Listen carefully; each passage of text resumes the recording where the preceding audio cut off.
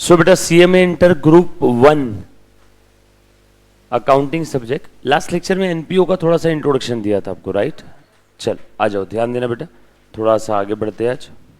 देखो basically NPO ये वो ऑर्गेनाइजेशन है जिसका ऑब्जेक्टिव प्रॉफिट अर्न करना कतई नहीं है। हमने इसके एग्जांपल देखे थे, मंदिर मस्जिद church universities, few hospital, not all hospitals, yes और नो। इनके फाइनल अकाउंट्स हम लोगों को यहाँ पे प्रिपेयर कैसे करते हैं वो सीखना है, राइट? और इनके फाइनल अकाउंट में क्या क्या आता है ये मैंने लास्ट लेक्चर में आपको बता दिया था, रिसीट पेमेंट अकाउंट। और वो रिसीट पेमेंट अकाउंट के रिसीट साइड में all receipts received during the period which may be related to any period, इस परेड में जो मिला है, फिर वो कोई भी परेड से रिलेटेड हो चलेगा, लेकिन कब मिला है? इस परेड में। और पेमेंट साइड में all payments made during the current period which may be related to any period. और रिसीट और payment of any nature, capital और रेवेन्यू, कोई फर्क नहीं पड़ता। कैपिटल नेचर की रिसीट है तो भी रिसीट में आ जाएगी, कैपिटल नेचर का पेमेंट है तो भी पेमेंट साइड में आ जाएगा। सर लोन लिया वो भी रिसीट साइड में आएगा, हाँ अगर करंट परेड में लिया है तो। माल बेचा पैसा आया तो भी रिसीट में आ जाएगा, यस, रेवेन्यू नेचर का हो चाहे कैपिटल नेचर का हो, irrespective of nature, irrespective of parade. क्या बोला मैंने? Irrespective of nature and parade. हाँ, करंट परेड में अगर रिसीव हुआ तो करंट परेड के रिसीट में आएगा, करंट परेड में पेमेंट किया तो करंट परेड के पेमेंट में आएगा, irrespective of nature and parade. ये बात समझ में आई बेटा सभी को? चलो आगे बढ़े हम लोग, प्लीज ध्यान दें। और income expenditure is like your profit and loss account, ये अक्रूवल कॉन्सेप्ट भी फॉलो करेगा। और इनकम एक्सपेंडिचर में कैपिटल नेचर का आइटम नहीं आएगा, ओनली रेवेन्यू। मतलब इनकम साइड में only revenue income, whether received और नॉट। करंट पीरियड की इनकम है, नहीं मिली तो भी आ जाएगी। उधारी में माल बेचा, सेल, ट्रेडिंग के क्रेडिट में लेते हैं ना, यस और नो। इंटरेस्ट रिसीवेबल ड्यू हो गया तो भी P&L के क्रेडिट में लेते थे ना। सो रेवेन्यू नेचर का इनकम वेदर रिसीव्ड और नॉट इनकम एक्सपेंडिचर में आएगा। रेवेन्यू नेचर का एक्सपेंसेस वेदर पेड और नॉट इनकम एक्सपेंडिचर में आएगा। ये बात मैं कल से आज तक 3 से 4 बार बोल दिया लास्ट लेक्चर में। अभी तो ये बात समझ आई सभी को? बैलेंस शीट लाइक हमारी नॉर्मल बैलेंस शीट है, एसेट साइड में एसेट्स और लायबिलिटी में लायबिलिटी। ये बात समझ में आई? रिसीट पेमेंट कैश बेसिस पे बनाते हैं, income expenditure accrual basis. Income expenditure parade को इज्जत देता है, इस परेड से रिलेटेड आइटम ही आएंगे उसमें, और इस परेड से रिलेटेड ही एक्सपेंसेस इनकम एक्सपेंडिचर में आएंगे, और वो भी सिर्फ रेवेन्यू नेचर के। लेकिन रिसीट पेमेंट अकाउंट ना परेड को इज्जत देता है ना नेचर को। ये बात समझ में? Receipt payment is like your cash book, it is like a summary cash book हो गया। And income expenditure is exactly like your profit and loss account. But ये एनपीओ है, यहाँ पे हम लोग प्रॉफिट एंड लॉस अकाउंट नहीं बनाते हैं, राइट? अब ध्यान देना, इसका इंट्रोडक्शन दिखने की जरूरत नहीं। फीचर्स, कुछ फीचर्स है बेटा इसके। Organisation govern by elected body और ट्रस्टी और बोर्ड। देखो हर एनपीओ के बोर्ड रहते हैं, ट्रस्टी रहता, सेक्रेटरी, चेयरमैन, यस और नो, वो डिसीजंस लेते हैं for the purpose of management, yes और no. It's operation not driven by the profit motive, yes हमें मालूम है। मेन पर्पस क्या है? समाज सेवा। Main source of their income donation and subscription. उन लोगों को डोनेशन मिलता है, उनके जो मेंबर्स होते हैं एनपीओ के वो सब्सक्रिप्शन फीस देते हैं, यस और no. The funds are utilise maximum for the benefits of the society और सोशल सर्विस। उसके बाद membership process for this concern is not transferable. NPO के केस में मेंबरशिप ट्रांसफरेबल जनरली नहीं होती है। Method of accounting followed here is entity concept. क्या है एंटिटी कॉन्सेप्ट? धंधा अलग, उसके मेंबर्स अलग। Items of the income expense, अभी देखो donation, entrance fee, subscription, grant received, income के आइटम है, एक्सपेंडिचर के, है ना। काफ़ी सारे हम लोग आइटम्स देखेंगे एग्जाम्पल के समय, यहाँ तो उन्होंने बहुत थोड़े से आइटम दे दिए। अब अकाउंटिंग ट्रीटमेंट देखना है कुछ आइटम्स का हम लोगों को, सम ऑफ दीज आइटम्स। जैसे एंट्रेंस फी, बोलो तो बेटा,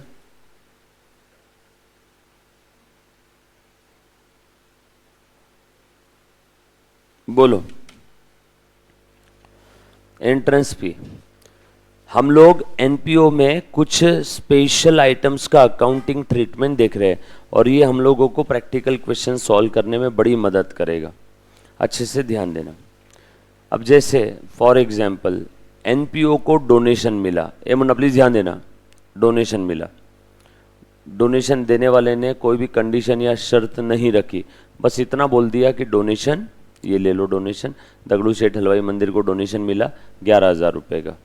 डोनेशन देने वाले ने कोई भी उस पर कोई कंडीशन नहीं रखा था, जनरल पर्पस डोनेशन है। उस एनपीओ के लिए वो डोनेशन क्या हो जाएगा, रेवेन्यू रिसीट। कहाँ पे आएगा, इनकम एक्सपेंडिचर के इनकम साइड में। वो ही अगर डोनेशन देने वाले ने बोल दिया कि हे दगड़ू सेठ हलवाई ट्रस्ट, ये जो मैं 11,000 दे रहा हूँ या बिल्डिंग पर्पस के लिए ही यूज़ करोगे या लोगों को प्रसाद बांटने के लिए या फिर आने वाले थर्सडे को यहाँ पे जो खाना खिलाओगे उसके लिए यूज़ करना है, खेल ख़त्म। अब वो डोनेशन रेवेन्यू इनकम नहीं हुआ उस एनपीओ का। जब कभी भी आपको किसी स्पेसिफिक पर्पस के लिए पैसा दिया जाता है तो वो आपकी रेवेन्यू रिसीट नहीं है, वो आपके लिए कैपिटल रिसीट है। बेस्ट एग्जाम्पल बताता हूँ, आपके पापा ने आपको बुलाया और बोला ये ले 5,000, आप खुश हो गए, आपने सोचा वाह मुझे 5,000 मिल रहा है, मैं खर्चे करूंगा, पार्टी करूंगा। फिर पापा ने आगे कंडीशन रख दी, ये 5,000 से मार्केट से जाके सामान लेके आ, तो अब वो 5,000 आपकी रेवेन्यू इनकम नहीं है, वो आपकी लाइबिलिटी है। अब आपको उस 5,000 का वो ही सामान लेके आना पड़ेगा और पापा को लाके देना पड़ेगा जो उन्होंने कंडीशन रखी है। जब कभी भी एनपीओ को किसी कंडीशन के साथ डोनेशन मिलता है, वो डोनेशन एनपीओ के लिए लाइबिलिटी है, कैपिटल रिसीट, बैलेंस शीट के लाइबिलिटी साइड में जाएगी। और एनपीओ को डोनेशन मिल गया विदाउट एनी कंडीशन, वो उसके लिए रेवेन्यू इनकम है। केस 2, आपके पापा ने आपको 5,000 दे दिए, बोला जा जो करना है कर, तो वो आपके लिए क्या हो गया, लाइक रेवेन्यू रिसीट। आपके पापा ने 5,000 दिए, बोला ये काम के लिए है, कैपिटल रिसीट। तीसरा एग्जाम्पल, 5,000 दिए, बोले ये 4,000 का सामान लेके ऊपर के तू रख ले, तो 1,000 रुपए रेवेन्यू रिसीट आपके लिए और 4,000 कैपिटल रिसीट। यस और नो, कुछ बात समझ में आई? लेकिन काफ़ी बार क्या होता है मालूम है क्या, कुछ महानुभाव लोग होते हैं, जैसे कोई मेरे जैसा इंसान दगड़ू से ढलवाई मंदिर में गया और बोला ये बिल्डिंग बनाना शुरू है, इसके लिए मैं फ़ंड देना चाहता हूँ। उनके दिमाग में आ गया कैपिटल रिसीट, स्पेसिफिक पर्पस के लिए पैसा दे रहे हैं, और मैंने जेब से निकाले 11 रुपये और दिए, बोला ये बिल्डिंग बनाने के लिए यूज़ करना। अब वो तो स्पेसिफिक पर्पस के लिए दे रहा हूँ ना डोनेशन, कैपिटल रिसीट होना चाहिए थेरियोटिकली, बट प्रैक्टिकली इसे कैपिटल रिसीट नहीं लेंगे। क्यों? अमाउंट इमटेरियल है।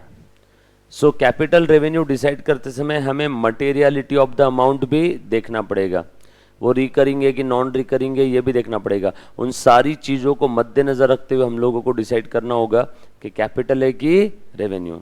अब भले ही मैंने स्पेसिफिक पर्पस के लिए दिए, भले उनको पर्पस बता दिया, 11 रुपये दिए, अमाउंट इमटेरियल है, तो ये कैपिटल रिसीट में नहीं आएगा, ये कहाँ पे जाएगा, रेवेन्यू रिसीट। यस और नो? सो एक 2 मिनट के लिए ध्यान दे देना। अब देखो, जब कभी भी किसी एनपीओ को रिसीट होती है ना, तो वो मटेरियल है कि इमटेरियल है, लिख लो आप लोग भी, ये हमें चेक करना है फटाफट से। अगर वो मटेरियल है तो अगला सवाल, स्पेसिफिक पर्पस के लिए है क्या कि जनरल पर्पस के लिए है? स्पेसिफिक पर्पस के लिए है तो कैपिटल रिसीट, जनरल पर्पस के लिए है तो revenue receipt,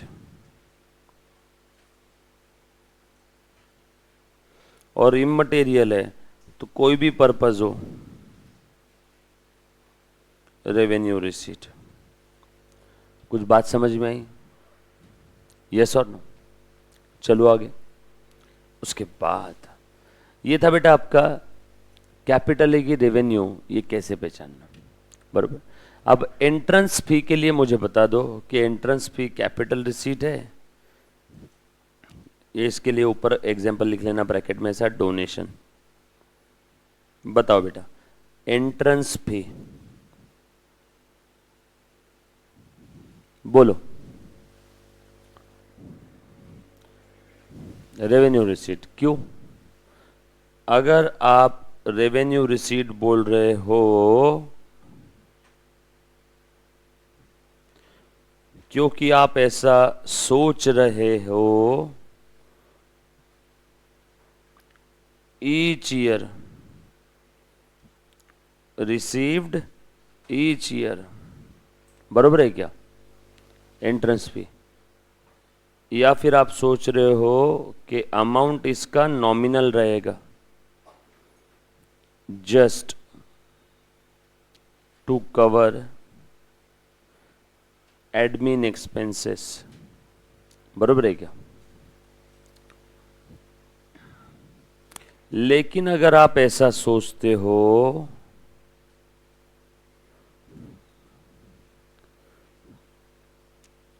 received once in a lifetime from respective member and amount also material, तो ये क्या हो जाएगा, कैपिटल रिसीट। दो थॉट्स है इसके अंदर में, लिख दिया हमने दोनों। सर हमें क्या करना है, क्वेश्चन को देख करके, क्वेश्चन में देखोगे आपको हिंट दी रहेगी। सर हिंट दिया ही नहीं तो फिर तो कुछ भी कर लो, अजम्पशन लिख देना, यस और नो। आज भी कोई आइटम कैपिटल है या रेवेन्यू, उसके ऊपर बहुत सारी डिबेट्स है, क्योंकि कोई एक्सक्लूसिव डेफिनेशन नहीं है कि ये कैपिटल और ये revenue.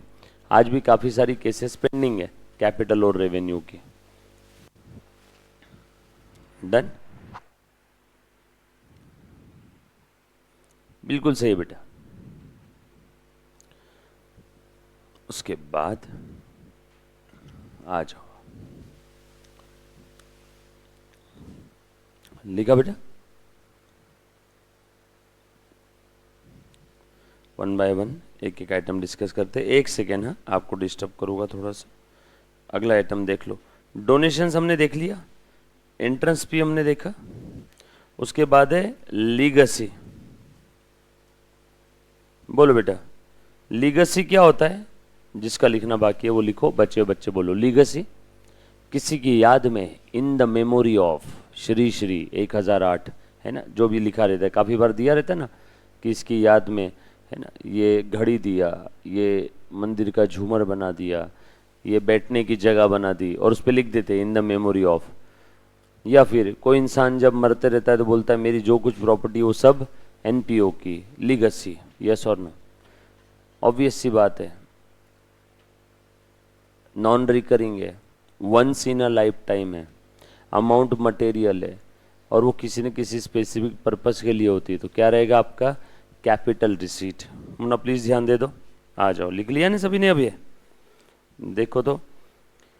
Many time trust are form in the memory of certain person by their will. In such a case after demise of the person, वो ऊपर जाने के बाद funds pass on to the institution. Such legacies are of course one time and therefore capital fund में लेंगे। Capital fund कहाँ पे रहेंगे बेटा, बैलेंस शीट के लाइबिलिटी साइड में। एंडोमेंट, एंडोमेंट क्या है बेटा, एंडोमेंट फंड्स और एंडोमेंट डोनेशन। जब कभी भी कोई डोनर डोनेशन देता है तो विथ ईयरमार्क कंडीशन, कुछ स्पेसिफिक कंडीशन इंस्ट्रक्शन के साथ कि आपने पैसा यहाँ यहाँ ऐसे ऐसे यूज करना है, खेल खत्म, कैपिटल। देखो तो, donations as per the instruction of the donation donor to be use, कैसे यूज करना है उसके इंस्ट्रक्शन उसने दे रखा है, कैसे यूज करना है इंस्ट्रक्शन भी उसने दे रखा है, मतलब स्पेसिफिक पर्पस के लिए है क्या, खेल खत्म। सर इसके अंदर में अगर अमाउंट इमटेरियल है तो एंडोमेंट भी, देखो अमाउंट इमटेरियल है तो फिर तो दिमाग ही नहीं लगाना है, सारा का सारा क्या रहेगा, रेवेन्यू रिसीट। मटेरियल है तो आगे की बात है, recurring, non recurring, once in a life time, बार बार मिल रहा है, एवरी ईयर मिल रहा है, यस और नो। उसके बाद life membership fee, life membership once in a life time of the member, और उस मेंबर से इस एनपीओ को बार बार नहीं मिलने वाला है, नॉन रिकरिंग है, once in a life time है। और अमाउंट अगर मटेरियल है तो क्या रहेगा, कैपिटल रिसीट, राइट? देखो तो, this could be taken as a capital receipt and every year a charge is debited based on the some logic. Sir मतलब क्या? एक इंसान से उसके 40 साल की उम्र में हमें मिला है लाइफ मेंबरशिप फी 1 लाख, और ऐसा लगता है कि वो 20 साल और जिंदा रहेगा, तो हर साल हम लोग 5-5 हज़ार क्या करेंगे? राइट ऑफ करेंगे। तो हो गया क्या 20 साल में 1 लाख रुपए राइट ऑफ? यस और नो? एक इंसान से लाइफ मेंबरशिप मिली 1 लाख रुपीस, ऐसा लगता है कि 20 साल और वो जिंदा रहेगा। इन्होंने बोला ना on the basis of some logic, उस लाइफ मेंबरशिप को हर साल क्या करना है? Right of. सो बताओ 1 लाख मिला तो क्या रहेगा? Capital receipt. 1 साल हो गया, उसमें से कितने राइट ऑफ कर दिए? 5,000। बचा कितना कैपिटल फंड में? 95, और 5 90, और 5 85, और 5 80, और 5 75। ऐसे हर साल थोड़ा थोड़ा थोड़ा थोड़ा राइट ऑफ करते जाएंगे लाइफ मेंबरशिप फी को, है कि नहीं? क्योंकि उसकी लाइफ खत्म होने के बाद वो कुछ उसका यूज रहेगा क्या हमें? नो। वो कब तक के लिए उसने पैसा दिया? जब तक उसकी लाइफ है। तो उस पैसे को उसके लाइफ के ऊपर हमें क्या करना है? अमोर्टाइज। अब लाइफ कितनी है तो हमें बता नहीं सकते ना, इसीलिए हम लोग क्या करते हैं? अंदाज लगाते। सर अगर वो 60 ईयर से ज़्यादा जिंदा रह गया तब भी वो हमने जो लॉजिक अप्लाई किया था उतने साल तक राइट ऑफ कर देना। उसके बाद भी जिंदा रहा तो सर्विसेज लेते रहेगा, लेकिन अब उसके लिए हमें राइट ऑफ करने की और ज़रूरत नहीं है। ये वन ऑफ द लिमिटेशन है अकाउंटिंग का कि हम लोग अंदाजन अकाउंट करते हैं। यस और no? This is one of the limitation कि हम लोग अकाउंटिंग करते वक्त काफ़ी जगह पे एस्टिमेशंस यूज़ करते हैं। This is an example of estimation. Yes और नो? उसके बाद लेकिन कभी कभी हम लोग क्या बोलते हैं इसको? Deferred receipt. डेफर्ड रिसीट क्या है? उससे पैसा आज ले लिया 1 लाख रुपए, और उसको बेनिफिट कब मिलेगा? फ्यूचर में, हर साल। मतलब उसको जो बेनिफिट हम लोग देने वाले हैं उसे हमने क्या किया? पोस्टपोन। मैंने किसी से लाइफ मेंबरशिप ले लिया 1 लाख रुपीस, तो आज के आज ही पूरा 1 लाख का बेनिफिट दे दूंगा, धीरे धीरे फ्यूचर में दूंगा? फ्यूचर में दूंगा। पूरा बेनिफिट आज नहीं देना है, थोड़ा अभी बचा हुआ पोस्टपोन, फिर अगले साल, फिर बचा हुआ पोस्टपोन। इसे कहते हैं डेफर करना, पोस्टपोन करना। यस और नो? है ना? सो ये डेफर्ड रिसीट भी हम लोग ट्रीट कर सकते हैं इसको हर साल, लेकिन ट्रीटमेंट सेम रहेगा। बैलेंस शीट में यहाँ पे दिखा दिया 1 लाख, 1 साल खत्म हो गया बचा 95, और 1 साल खत्म हो गया बचा 90, और 1 साल खत्म हो गया बचा 85। सो इस साल कितना राइट ऑफ किया? 5, और बचा हुआ 95 क्या? डेफर्ड। फिर अगले साल कितना राइट ऑफ किया? 5, बचा हुआ 90 डेफर्ड। डेफर्ड यानी धक्का मारना, पोस्टपोन करना, नेक्स्ट ईयर में कैरी फॉरवर्ड करना, राइट? तो डेफर्ड रिसीट बोलो चाहे कैपिटल रिसीट बोलो, आएगा तो बैलेंस शीट के लायबिलिटी में ही। क्लियर है? चलो आगे। उसके बाद subscriptions, these are the annual receipt. खेल खत्म। रेवेन्यू रिसीट बोलने की जरूरत नहीं आगे। सब्सक्रिप्शन, रेंटल इनकम है ना, मुझे मंथली रेंट आ रहा है, रेवेन्यू रिसीट है। सब्सक्रिप्शन जो मिलता है एनपीओ को वो एनुअल रिसीट है, वो भी रेवेन्यू रिसीट है। रिकरिंग है, हर साल मिलने वाला है। कहाँ जाएगा? इनकम एक्सपेंडिचर के इनकम साइड में। सही है ना? उसके बाद फिनेंशियल स्टेटमेंट में 3 चीज़ें आती है। ऑलरेडी हमने लास्ट लेक्चर में डिस्कस किया बेटा। जो डिस्कस किया लास्ट लेक्चर में वो राम बाण फॉर्मेट था, और जो सेंटेंस बताए थे वो ही सेंटेंस हम लोगों को इस टॉपिक में फॉलो करने हैं, और बाकी कुछ नहीं। Features of receipt payment just read कर लेना, ऑलरेडी हमने लास्ट लेक्चर में डिस्कस किया। इनकम एक्सपेंडिचर बताया, उसके फीचर्स है ना, जैसे कि नॉमिनल अकाउंट है, all expenditure of revenue, all income revenue nature, capital ये और कैपिटल रिसीट कैपिटल एक्सपेंडिचर यहाँ पे नहीं आएंगे। कहाँ पे? Income expenditure. अभी एक पॉइंट लिखने वाला था क्या कि रेवेन्यू नेचर के आएंगे, एक पॉइंट, कैपिटल नेचर के नहीं आएंगे, दूसरा पॉइंट, रेवेन्यू नेचर के आएंगे सिर्फ, मतलब कैपिटल नेचर के नहीं आएंगे। Only current years income and expense आएंगे, ये तो हमने बोला है ना, रिलेटेड टू करंट। लेकिन रिसीट पेमेंट में ऐसा नहीं है, 10 साल पहले का भी पैसा आना बाकी और वो स्प्रेड में माल आया तो हम लोग ले लेंगे रिसीट साइड में। Profit on sale of asset credit कर देंगे, लॉस हुआ तो डेबिट कर देंगे, लाइक हमारा P&L। Income more than expenditure तो सरप्लस बोलेंगे, अदरवाइज क्या बोलेंगे? डेफिसिट। सरप्लस हुआ तो कैपिटल फंड में ऐड करो, डेफिसिट हुआ तो कैपिटल फंड से लेस करो। जैसे नॉर्मल केस में प्रॉफिट हुआ तो कैपिटल में ऐड करते हैं ना, और लॉस हुआ तो कैपिटल से लेस करते हैं, सेम वैसे बोल सकते हैं बेटा। Balance sheet regular balance sheet की तरह यहाँ पे हम लोग नहीं देखेंगे। अच्छा इसके ऊपर है ना थ्योरी क्वेश्चन नहीं आता, बोला explain the features of balance sheet income expenditure, no no 100% time इसके ऊपर क्या आता है, प्रैक्टिकल। 100% टाइम इसके ऊपर क्या आता है, प्रैक्टिकल क्वेश्चन। अब डिस्टिंग्विश बिटवीन रिसीट पेमेंट और इनकम एक्सपेंडिचर, ये आपने रीड करना है। रिसीट पेमेंट ये summary cash book, income expenditure list like your regular profit and loss account, ये कैश बेसिस पे बनाते हैं, ये अक्रूवल बेसिस पे बनाते हैं। ये परेड को इज्जत नहीं देता है, ये परेड को इज्जत देता है। इसमें कैपिटल रेवेन्यू सारे आइटम आएंगे, इसमें सिर्फ रेवेन्यू आइटम आएंगे। इसके अंदर में received related to any period आ जाएगी, इसमें income related to current period ही आएंगे वेदर रिसीव्ड और नॉट। इसमें expenses related to any period आ जाएंगे, payments all payments related to any period, but इसके अंदर में expense related to current period आएंगे वेदर पेड और नॉट। ओके लिखते जाना। नाउ कैपिटल फंड, इसी को हम लोग जनरल और अक्यूमुलेटेड फंड भी बोलते हैं। कहां दिखाएंगे इसका बैलेंस, बैलेंस शीट के लायबिलिटी साइड में, बैलेंस शीट के लायबिलिटी साइड में। उसके बाद स्पेशल फंड, स्पेशल फंड क्या होता है रे, जैसे एक पिता अपने बेटी की शादी के लिए फंड बना रहा है, फंड फॉर बेटी की शादी, स्पेशल फंड। दगड़ू सेठ हलवाई के अंदर में बिल्डिंग बनाने के लिए फंड बनाया है, बिल्डिंग फंड, स्पेशल फंड। भंडारा फंड है ना, आने वाले गणेश चतुर्थी को भंडारा करने वाले, उसमें 10 लाख का खर्चा है तो उसके लिए फंड बना लिया, यस और no. Prasad fund, building fund, trip fund है ना, वो पारायण वगैरह करते हैं उसके लिए फंड। हम लोग बनाते हैं जीवन में car fund, flat fund, birthday party fund.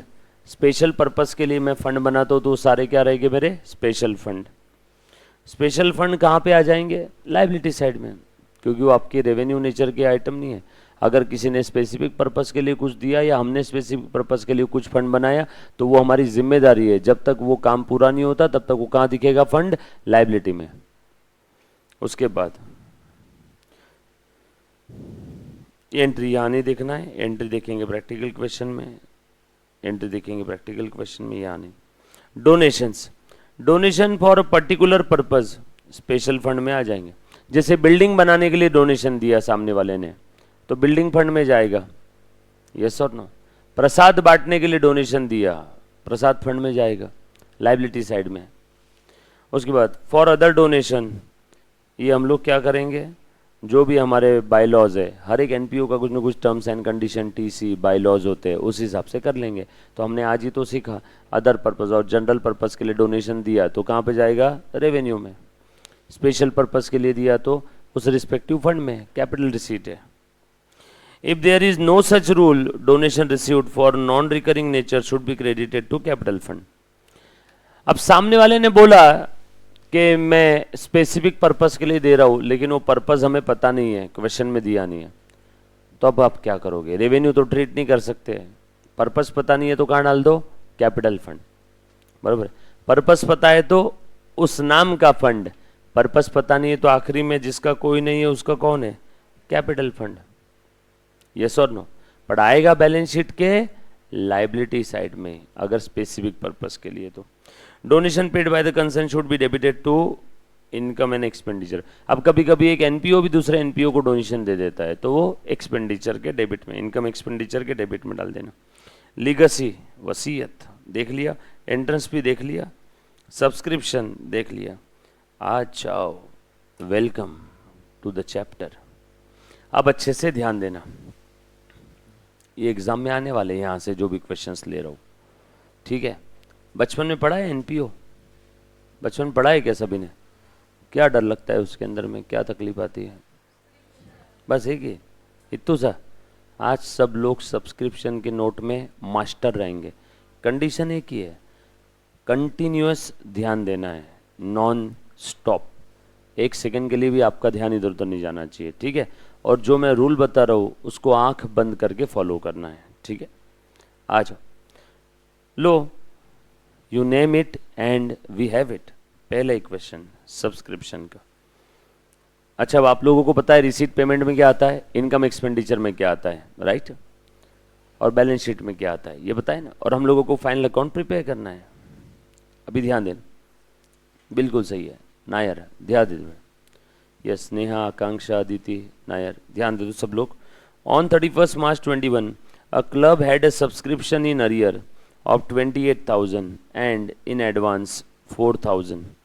During the year ended 31st March 22, club received a subscription of 2,08,000, of which 12,500 was related to 2022-23. On 31st March 21, there were 5 members who had not paid subscription for 22 at rupees 1600 per person. Prepare the subscription account for the year 21 and 22. आ जाओ, चलो अब पहले एक बार समझ लेना, ये मुन्ना ध्यान देना। हाँ, कुछ बताने जा रहा हूँ आपको। सब्सक्रिप्शन अकाउंट है ना, पहले समझ लो एक बार कॉन्सेप्ट। सब्सक्रिप्शन ये एनपीओ के लिए क्या है बेटा? इनकम, मतलब ये नॉमिनल है, यानी क्रेडिट साइड में इनकम बढ़ी तो क्रेडिट में लिखेंगे ना, कम हुआ तो डेबिट में। अब बताओ, सब्सक्रिप्शन मिला, बस इतना ही बोला है, सब्सक्रिप्शन मिला मेंबर से, क्या एंट्री रहेगी? Receipt payment account debit to subscription. यहाँ कैश बैंक अकाउंट नहीं बनाना, कैश बैंक मतलब क्या है? Receipt payment, right. So normal case में cash account debit to subscription लिखते हैं, यहाँ पे रिसीट पेमेंट है तो लिख दूं क्या? By receipt payment to subscription, जो भी अमाउंट मिला होगा। इनकम मिल गया, और ये इनकम साल के आखिरी में कहां ट्रांसफर होती है?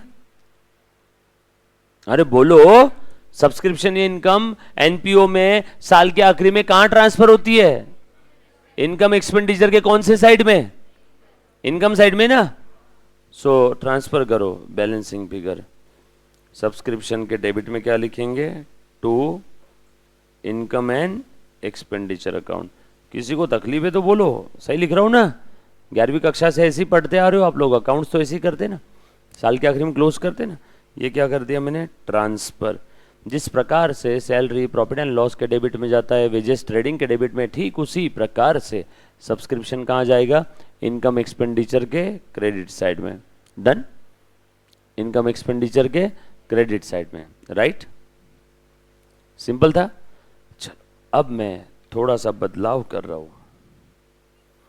अब मुझे एक चीज बताओ, सब्सक्रिप्शन आना बाकी को क्या बोलते हैं अंग्रेजी में? सब्सक्रिप्शन रिसीवेबल, या एक और नाम आई थिंक आउटस्टैंडिंग सब्सक्रिप्शन।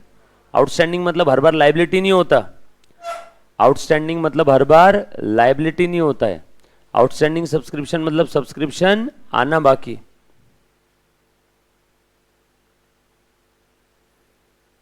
या इसी को सब्सक्रिप्शन रिसीवेबल बोल दूं क्या? अगर एक खर्चा होता फिर आउटस्टैंडिंग सब्सक्रिप्शन का मतलब होता सब्सक्रिप्शन देना बाकी। अगर एक खर्चा होता तो आउटस्टैंडिंग सब्सक्रिप्शन का मतलब क्या होता है? सब्सक्रिप्शन देना बाकी। ये इनकम है एनपीओ के लिए, इसीलिए आउटस्टैंडिंग सब्सक्रिप्शन का मतलब है सब्सक्रिप्शन आना बाकी। हर बार आउटस्टैंडिंग का मतलब पेएबल नहीं होता है, आउटस्टैंडिंग का मतलब होता है बाकी है। इनकम है तो आना बाकी, खर्चा है तो देना बाकी। यस और no? So outstanding subscription, subscription receivable, right. Outstanding subscription, subscription receivable, right. एक सेकेंड है गाइस। अरे सर इधर चलता है जैसे उधर का देखा क्या? कुछ जमा मामला मंगा है ना? ये लग जाएगा ना पर आज उधर? अच्छा बोल लेना। रोकाने स्प्लिटर भी बोला लो। चलो आगे बढ़ते। अब बताओ ये सब्सक्रिप्शन रिसीवेबल क्या चीज है रे बेटा? Asset, drawing, debtors, expense, losses, liability, capital creditor, income, gain. अरे इनकम कहां से हुआ रे? रिसीवेबल कब से इनकम होने लगी? आना बाकी, रिसीवेबल, डेटर, असेट ना। कैसे बच्चे रे? असेट है तो इसका बैलेंस कौन सा रहेगा? Debit balance, right. सो पिछले पीरियड के एंडिंग में अगर आना बाकी है तो इसका मतलब हुआ इस पीरियड के स्टार्टिंग में आना बाकी है। अरे कल रात का क्लोजिंग यानी आज का ओपनिंग ना। सो opening outstanding, opening receivable asset है, असेट का डेबिट बैलेंस, तो ओपनिंग बैलेंस किधर लिखो? डेबिट में। सो ओपनिंग आउटस्टैंडिंग या ओपनिंग रिसीवेबल डेबिट में लिखो ना ओपनिंग। अरे असेट का ओपनिंग बैलेंस डेबिट में आता है ना। सर आपने ऐसा ओपनिंग बैलेंस नॉमिनल में क्यों नहीं लिखा? कभी देखा है क्या जीवन में नॉमिनल का opening closing balance? Nominal account हर साल मर जाते हैं, खत्म हो जाते हैं, अगले साल कैरी फॉरवर्ड नहीं होते। अगले साल क्या कैरी फॉरवर्ड होता है? पर्सनल और रियल अकाउंट। तो ये तो रिसीवेबल है, असेट है, पर्सनल अकाउंट है। रिसीवेबल इज पर्सनल ना, तो ये तो कैरी फॉरवर्ड होगा। मतलब पिछले साल के एंडिंग का जो आना बाकी था वो इस साल का ओपनिंग आना बाकी हो जाएगा। लास्ट ईयर का क्लोजिंग आना बाकी इज इक्वल टू इस साल का ओपनिंग आना बाकी। लास्ट ईयर का क्लोजिंग रिसीवेबल यानी इस बार का ओपनिंग रिसीवेबल।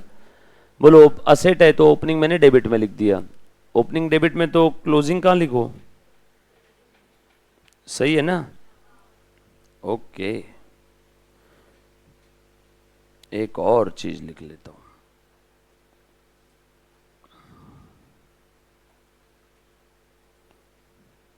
एडवांस सब्सक्रिप्शन, ये क्या है रे बेटा? हाँ, लायबिलिटी। अरे बचपन से पढ़ा है ना एडवांस इनकम। एडवांस एक्सपेंस क्या है? असेट। उल्टा एडवांस इनकम क्या रहेगी? Liability. Pre received income, advance income. मेरे टेनेंट ने मुझे आने वाले 6 महीने का रेंट एडवांस में दे दिया। बोलो क्या वो मुझसे वो रेंट वापस मांग सकता है क्या जो एडवांस दिया? हाँ। क्या मुझे वापस देना पड़ेगा? हाँ देना पड़ेगा, मतलब मेरी लायबिलिटी। कॉमन सेंस यही लॉजिक है ना। So advance income is liability. तो एडवांस सब्सक्रिप्शन, किसी मेंबर ने सोचा मैं अभी पाकिस्तान जा रहा हूँ 10 साल के लिए, तो उसने आज ही जाने के पहले 10 साल का सब्सक्रिप्शन दे दिया। बोला क्या पता मैं वापस आऊँ नहीं आऊँ जिंदा वहाँ से, है ना। तो उसने 10 साल का आज ही दे दिया। तो बोलो इस साल का रेवेन्यू इनकम और अगले 9 साल का जो मिला है एडवांस, वो क्या है? Advance income liability, right. चलो आगे। लायबिलिटी का कौन सा बैलेंस होता है? Credit balance. So opening balance कहां लिखो? क्रेडिट साइड में, ओपनिंग एडवांस। सही है ना? पिछले पीरियड का क्लोजिंग एडवांस मतलब इस पीरियड का ओपनिंग एडवांस। बोलो क्लोजिंग एडवांस कहां लिखूंगा फिर? डेबिट में। ये बात समझ आई क्या सभी को? यहां तक किसी बच्चे को कोई तकलीफ है तो बोलो। एकदम बेसिक 3 अकाउंट मैंने बनाए, एक नॉमिनल अकाउंट है, एक असेट है और एक लायबिलिटी। किसी कोई तकलीफ है इसमें? सिंपल है, डन। अब इन तीनों को जोड़ दो। चलो मैं जोड़ रहा हूं, सिर्फ सब्सक्रिप्शन लिख रहा हूं लेकिन नेचर नहीं लिखूंगा इसका। मैं सैंडविच बना रहा हूं, ट्रिपल लेयर। पहले ये लिख लो, टॉ टॉ। देख रहे बेटा? By receipt and payment to income and expenditure. उसके बाद ये लिखो ओपनिंग आउटस्टैंडिंग, क्लोजिंग आउटस्टैंडिंग।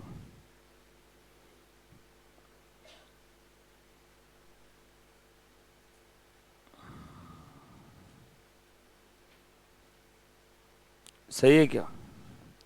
और उसके बाद ये लिख लेता हूं opening advance, closing advance. Logical है ना एकदम, कोई दिक्कत नहीं, मैं बिल्कुल जोड़ सकता हूं। कंबाइन कर दिया।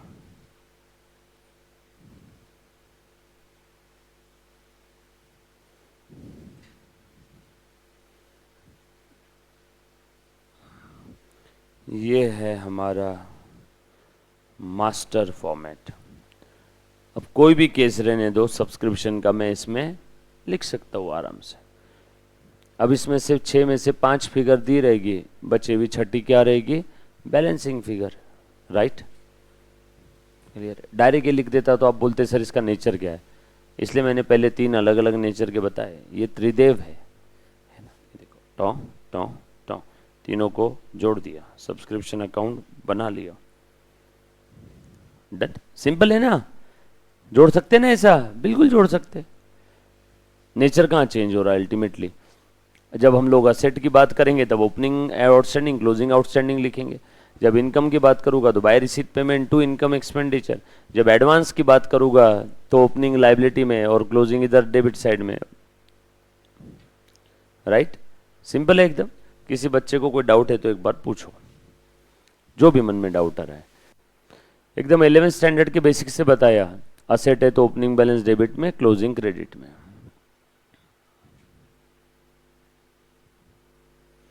राइट,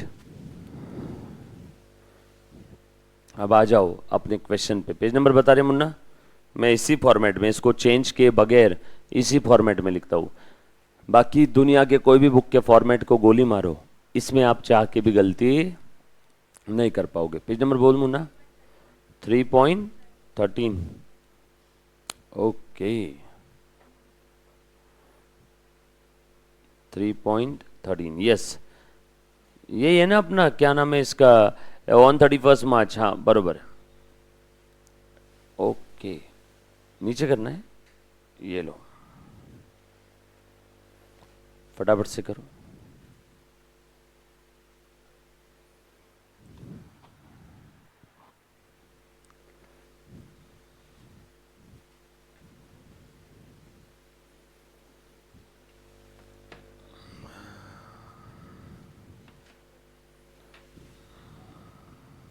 सिंपल है, लिखा बेटा सभी ने?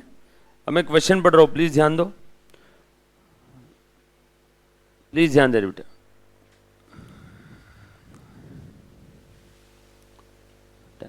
क्या दिया है देखना जरा। On 31 March 21 club had subscription, ये है ना रे? कितना दिया है amount? A club had a subscription in arrears of 28,000, right? Question number 10 ना?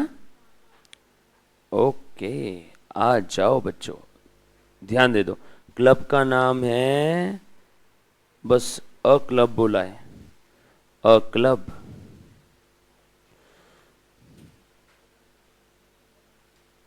ईयर कौन सा है बेटा? 2021, ये है करंट ईयर। नहीं ना रे, 21-22 ये है करंट ईयर। सो 20-21 क्या हो गया? Previous year. फ्यूचर के जो भी होंगे 21-22 या उसके आगे के सब फ्यूचर ईयर, इसके पहले का सब प्रीवियस ईयर। करंट ईयर है आपका 21-22। चलो स्टॉप राइटिंग, प्लीज 2 सेकंड के लिए ध्यान दे दो, है ना? मैंने क्वेश्चन पढ़ लिया। क्वेश्चन में देखो क्या दिया हुआ है। On 31 March 21 a club had a subscription in arrear. 31 March 21 यानी पिछले साल के एंडिंग में कितना आना बाकी था बेटा? 28,000। पिछले साल के एंडिंग में आउटस्टैंडिंग था, तो कॉमन सेंस इस साल के ओपनिंग में आउटस्टैंडिंग है। पिछले साल के एंडिंग का आना बाकी इज इक्वल टू इस साल का ओपनिंग आना बाकी। पिछले साल का क्लोजिंग अरियर यानी इस साल का ओपनिंग अरियर। बोलो ओपनिंग आउटस्टैंडिंग कहां लिखो? ये लिखो क्या? देखो ओपनिंग आउटस्टैंडिंग, ये फिगर आ गई क्या? टू ओपनिंग आउटस्टैंडिंग कितना है रे बेटा? 28,000। सही है ना? अगला आइटम पढ़ो। And in advance 4,000। ओ हो, पिछले साल के एंडिंग में एडवांस था, पिछले साल का क्लोजिंग एडवांस है, मतलब इस बार का ओपनिंग एडवांस है। ये भी आ गया क्या?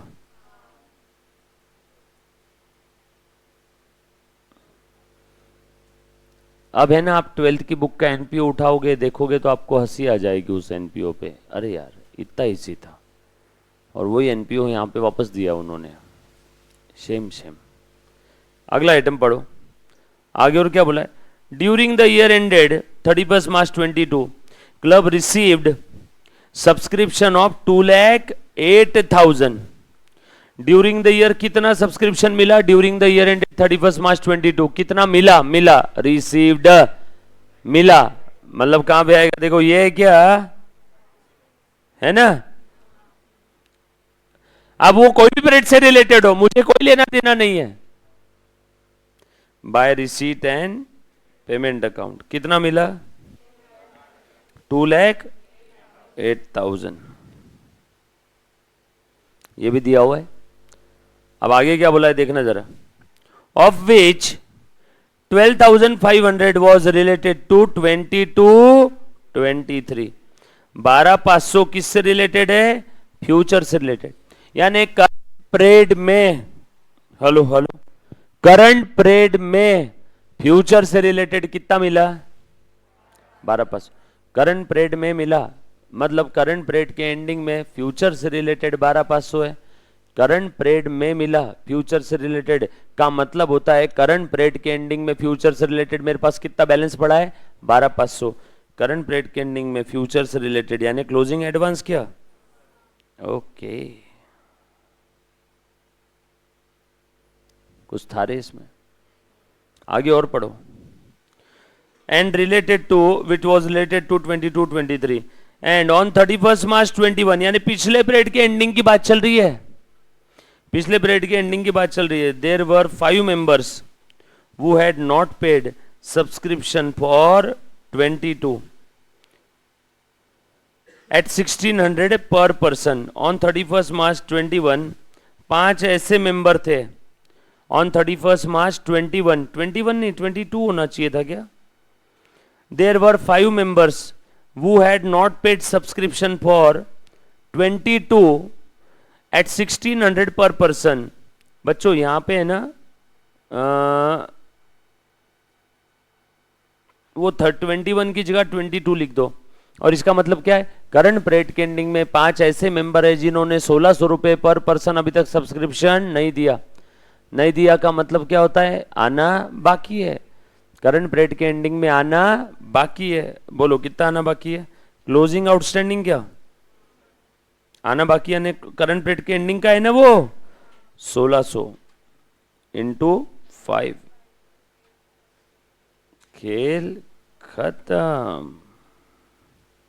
Balancing figure to income and expenditure account. So income expenditure के क्रेडिट में कितना जाएगा बेटा? बताओ जल्दी से। 8 और 8 16 4 20 2,20,000 2,20,000। हाँ ग्रेट। Next question. कुछ था रे इसमें? इजी बिजी एकदम सिंपल है। कुछ था क्या? बोलो ना, डाउट है तो पूछो ना, घबराते क्यों? सर नहीं, हम तो इस डाउट में आ गए कि इतना आसान कैसे हो सकता है। हाँ ये इतना ही आसान है।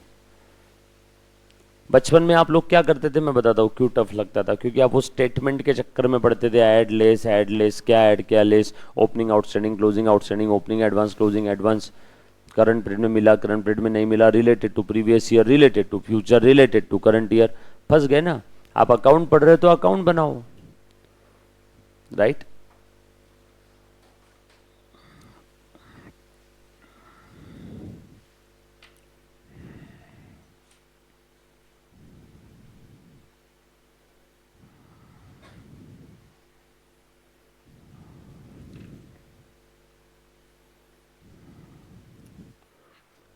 Next question. लिखा बेटा सभी ने? अच्छे से लिखना।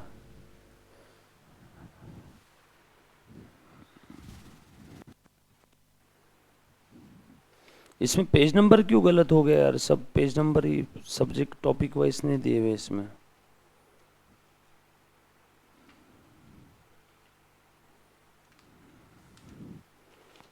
टॉपिक वाइज नहीं दिया हुआ है, सभी का वैसे ही है ना।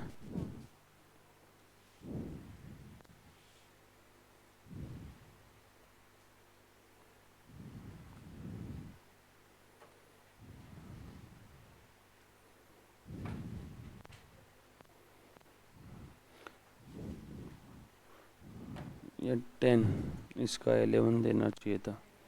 सिटी स्पोर्ट्स क्लब लिखा बेटा? Done.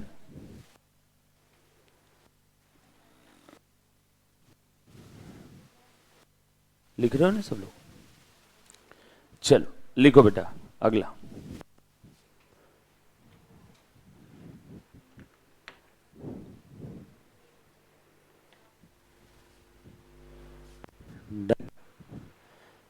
Next,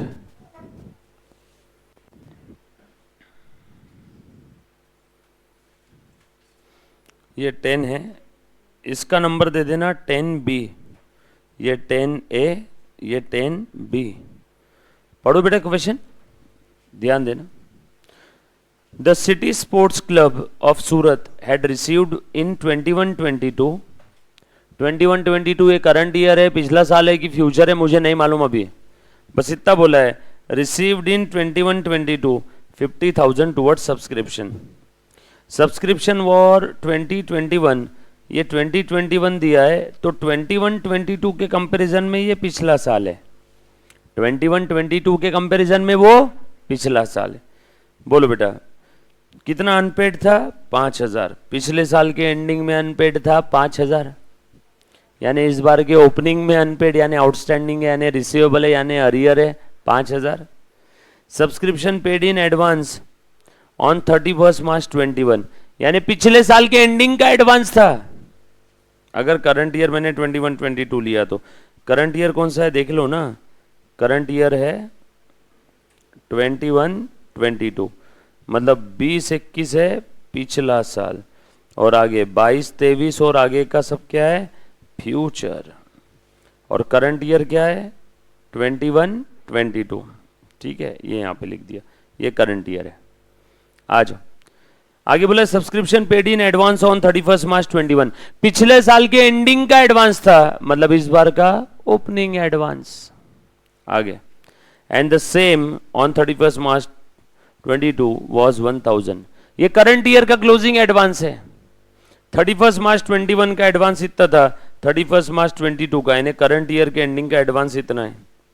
subscription for 21-22 unpaid on 31 March 22 वर 2250, यानी करंट ईयर के एंडिंग में अभी भी आना बाकी है 2250, सो क्लोजिंग आउटस्टैंडिंग है। Show the statement showing the amount of subscription that would appear in the income expenditure account. बना लो फिर से 10B।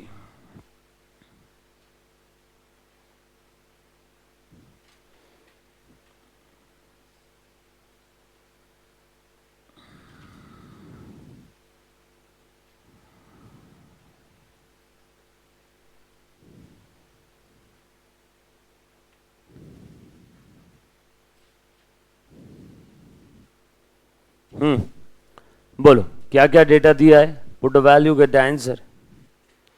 सबसे पहले तो इन्होंने बोला है पहले वाले सेंटेंस में received in 21-22 city sports club, received 21-22 current year है क्या?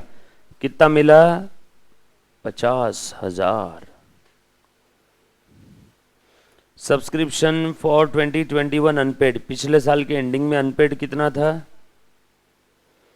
5,000, तो ओपनिंग आउटस्टैंडिंग 5,000 क्या?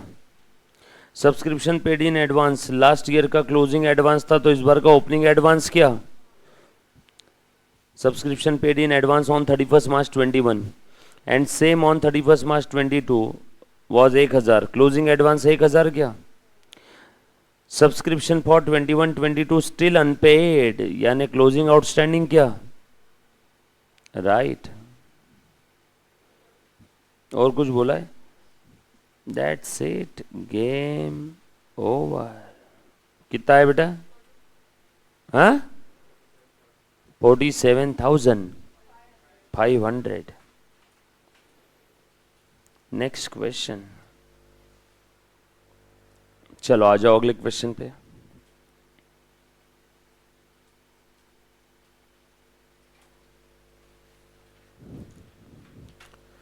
चले आगे, सिंपल है। सब सब्सक्रिप्शन से डर तो नहीं लगेगा ना? सब्सक्रिप्शन आया तो उसको बोलो रुक, मेरे पास एक फॉर्मेट है मैं ला के रखता हूँ, उसके सामने रख देना, सारी फिगर को उसमें डाल देना। कभी कभी आपको इनकम एक्सपेंडिचर का दिया रहेगा तो बैलेंसिंग फिगर रिसीट पेमेंट आ जाएगा, कभी कभी दोनों दिया है तो ओपनिंग या क्लोजिंग पूछ लेते हैं बैलेंसिंग फिगर, है ना, आएगा इसी में से। पर सिर्फ क्वेश्चन को प्रॉपर मातृभाषा में कन्वर्ट करके यहाँ पे लिखना है, वो इंपॉर्टेंट है। चलो आगे आ जाओ। 11 इनकम एक्सपेंडिचर अकाउंट दिया बेटा of GB club for the year ended 31 March 22। Income expenditure account of GB club for the year ended 31 March 22। क्या क्या दिया इसमें? इनकम एक्सपेंडिचर है, मतलब ये लाइक P&L है, मतलब करंट पीरियड के सारे खर्चे और करंट पीरियड की सारी इनकम इधर दी होगी, सही है ना? राइट में इनकम, लेफ्ट में खर्चे। और कुछ एडिशनल इंफॉर्मेशन दिया है। क्या दिया है बेटा एडिशनल इंफॉर्मेशन में? सब्सक्रिप्शन आना बाकी था पिछले पीरियड के एंडिंग का, करंट पीरियड के एंडिंग का। एडवांस सब्सक्रिप्शन प्रीवियस पीरियड के एंडिंग का, करंट पीरियड के एंडिंग का। आउटस्टैंडिंग एक्सपेंसेस है, रेंट, सैलरी, ऑडिट फी, बराबर है क्या? उसके बाद दिया है sports and equipment, then furniture less depreciation, then prepaid insurance. पिछले पीरियड के एंडिंग में कुछ नहीं था, इस पीरियड में है 150 एंडिंग में। सो हमें क्वेश्चन में इनकम एक्सपेंडिचर और बैलेंसेस दे दिए, और चाहते क्या है अभी तक पता नहीं है। Prepare receipt payment account of GB club for the year ended 31 March 22। आ जाओ। Book value of the furniture sold 7000, entrance fee capitalise. Book value of the furniture furniture furniture furniture star mark adjustment adjustment, बरोबर है क्या? उसके बाद और क्या बोला है? Entrance fee adjustment, entrance fee entrance fee entrance फी,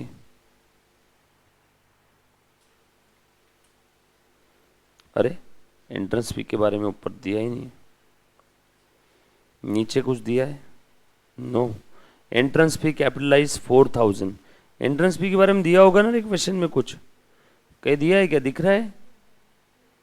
नहीं है ना, छोड़ दो। आगे देखिए। और on 1 April 21 there was no cash in hand. कैसा कंगाल एनपीओ है, बट ओडी है 15,000 का, ये ओपनिंग बैलेंस है, बरोबर ना? ओपनिंग बैलेंस है ओडी का। On 31 March 22 cash in hand amounted to rupees मात्र 850 and the rest was bank balance. देखो तो